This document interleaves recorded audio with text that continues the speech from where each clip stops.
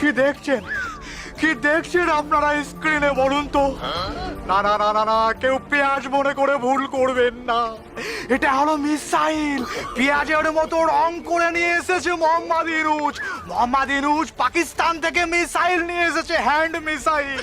এই মিসাইল দিয়ে আক্রমণ করবে পশ্চিমবঙ্গে। কোথায় কোথায় আজ পৃথিবীর সব মিডিয়াগুলো, নিউজ মিডিয়াগুলো কোথায়? তারা কেন মিন মিন মিন মিন মিন মিন করছে? হ্যাঁ, মোহাম্মদ ইউনূসের বিপক্ষে কেন কথা বলছে না?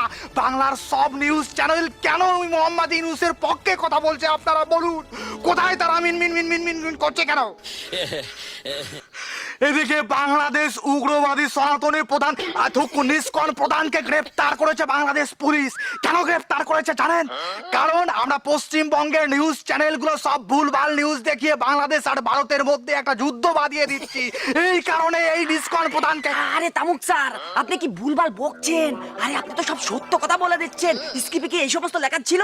স্ক্রিপ্টে লেখা ছিল বাংলাদেশের ওই সনাতন ধর্মদের যেভাবে পিটাচ্ছে, ঘরে আগুন ধরে দিচ্ছে, এই ধরনের ভুলভাল কথা বলবেন আপনি। আপনি সব সত্য কথা বলে দিচ্ছেন।